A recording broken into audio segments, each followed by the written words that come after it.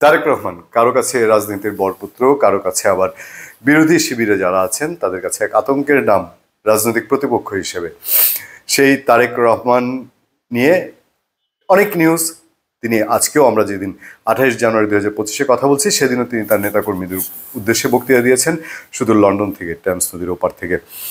আজকের পত্রিকায় একটি খবরের হেডলাইন হচ্ছে, পদত্যাগের দাবির মধ্যে ঢাকা বিশ্ববিদ্যালয়ের প্রভিসির সঙ্গে তারেক রহমানের পুরনো ফোন আলাপ ফাঁস। কি ছিল সেই ফোন আলাপে? চলুন একটু নজর দিই। বিএনপির ভারপ্রাপ্ত চেয়ারম্যান তারেক রহমানের 6 বছরের পুরনো একটি ফোন আলাপ ফাঁস হয়েছে। সামাজিক যোগাযোগ মাধ্যমে ছড়িয়ে পড়া ওই কথোপকথনে 2018 সালের কোটা সংস্কার আন্দোলন নিয়ে দুজনের আলাপ করতে শোনা যায়। মঙ্গলবার সামাজিক যোগাযোগ মাধ্যমে ফাঁস হওয়া 2 মিনিট 39 সেকেন্ডের কথোপকথন শুরুতে দুজনে কুশলাদি বিনিময় করেন। পরে শিক্ষার্থীদের কোটা আন্দোলনের পক্ষে বিএনপিপন্থী সাদা দলের শিক্ষকদের সমর্থন দেওয়ার জন্য নির্দেশনা দেন তারেক রহমান। তারেক রহমান বলেছেন, এই জায়গাটা খুবই সিগনিফিকেন্ট, ছেলেরা যে কোটা বাতিল বা সংস্কারের জন্য আন্দোলন করছে, এখানে মনে হয় সাদা দলের পক্ষ থেকে যেহেতু দাবিটা জেনুইন, দেশের অধিকাংশ শিক্ষার্থী যারা মেধাবী বলে স্বীকৃত তারা এটার সঙ্গে আছে। আমার মনে হয় সাধারণ মানুষ আছে, যেহেতু বিগত কয়েক বছর ধরে কোটা পদ্ধতিটাকে আওয়ামী লীগ যেভাবে নষ্ট করে দিয়েছে, এটার ইউজটা আমার মনে হয় এটা ন্যায্য দাবি। জবাবে মামুন আহমেদ বললেন, অবশ্যই অবশ্যই অবশ্যই। তারেক রহমান বিএনপিপন্থী সাদা দলের শিক্ষকদের অর্গানাইজ করে কোটা আন্দোলনের সমর্থন দেওয়া প্রয়োজন বলে মনে করেন। ঢাকা বিশ্ববিদ্যালয়ের প্রভিসি বলেন, আমার ব্যক্তিগত ধারণা সমর্থন দেওয়া প্রয়োজন, সেটা অর্গানাইজ ওয়েতেই প্রয়োজন। তবে অর্গানাইজ করাটা বিভিন্ন কারণে সম্ভব হয় নাই। তবে এখন পরিস্থিতি এমন হয়েছে যে অর্গানাইজ করার সময় হয়ে এসেছে। আমি শিওর আপনি বলাতে এটা আরও গতি পাবে, নিশ্চয়ই সেটা আমরা করব। আমরা একটু আলোচনায় যাব দর্শক, আর একটুখানি নজর দিতে চাই, কারণ যেহেতু তারেক রহমানের সঙ্গে কথোপকথন, কারো একটু আগ্রহ থাকতেই পারে। তারেক রহমান সবার সঙ্গে কথা বলার পরামর্শ দেন, একই সঙ্গে নিজেও বিএনপিপন্থী শিক্ষকদের সঙ্গে কথা বলবেন বলে জানান। পাশাপাশি মামুন আহমেদ নিজের সাংগঠনিক পরিচয় তারেক রহমানের কাছে তুলে ধরেন, বলেন, আমি তো বিএনপি চেয়ারপারসনের উপদেষ্টা পরিষদের সদস্য, কেন্দ্রীয় কমিটির সভাপতি, দোয়া করবেন আমাদের জন্য, যে কোনো প্রয়োজনে আপনার সঙ্গে যোগাযোগ করব। মামুন আহমেদ বিএনপি চেয়ারপারসনের উপদেষ্টা এবং যে কোনো প্রয়োজনে যোগাযোগ করবেন তারেক রহমানের সঙ্গে 2018-তে কমিটমেন্ট করে এসছেন।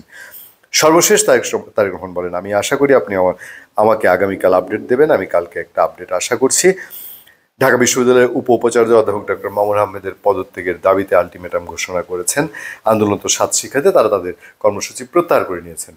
কথা হলো, এই মামুন আহমেদ এই ছাত্রদের সাথে 7 কলেজের ছাত্রদের সাথে এবার একটা প্যাচ লাগিয়েছে। তার কারণেই তার উদ্ধত ব্যবহার, অশোভন আচরণের কারণে 7 কলেজের শিক্ষার্থীরা অপমানিত হয়েছেন, তাদের ইগোতে লেগেছে এবং সেই কারণে ঢাকার রাজপথ উত্তপ্ত হয়েছে। তিনি বিএনপির মানুষ, আবার যেই ঢাকা ইউনিভার্সিটির স্টুডেন্টরা যারা এই 7 কলেজের বিরুদ্ধে তারা দাঁড়িয়েছিল এবং এই যে বৈষম্য বিরোধী ছাত্র আন্দোলন, তারা ইঙ্গিত করছে ছাত্রদল এই ঘটনাকে উস্কে দিয়েছে। আবার এক পক্ষ অভিযোগ করেছে ছাত্রলীগ উস্কে দিয়েছে। একরকম সার্জিস আলম, তিনি 7 কলেজের শিক্ষার্থীদের একরকম ষড়যন্ত্রকারী বলার চেষ্টা করেছেন, তার যে ফেসবুক পোস্টে যেটা দিয়ে তিনি হাসনাত আবদুল্লাহর পাশে দাঁড়িয়েছেন। তো সেই জায়গায় ঘটনার মূলে যিনি মামুন আহমেদ, তিনি 2018-তে তারেক রহমানের সঙ্গে কথা বলেছেন। 2024-এ কি তিনি কথা বলেননি? বলাটাই কি স্বাভাবিক কিনা? কারণ তখন খুব প্রতিকূল অবস্থায় তিনি তারেক রহমানের নির্দেশনা নিয়েছেন, পরামর্শ নিয়েছেন। 2018-তে নিয়েছেন, এবার 2024-এ আরো অনুকূল পরিবেশ ছিল, তাহলে কথা বলেননি, এটা কি বলা যায়?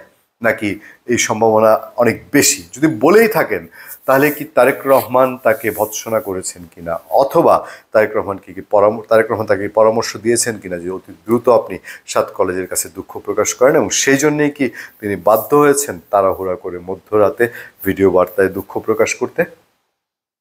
এ যাত্রায় হয়তো তাকে পদত্যাগ করতে হয়নি, কিন্তু এই ধরনের ঘটনা চলতে থাকলে ভবিষ্যতে নিশ্চয়ই মূল্য দিবেন যে এটা এবার তিনি নিশ্চয়ই আজ পেয়ে গেছেন। ধন্যবাদ সবাইকে, ভালো থাকবেন, সুস্থ থাকবেন।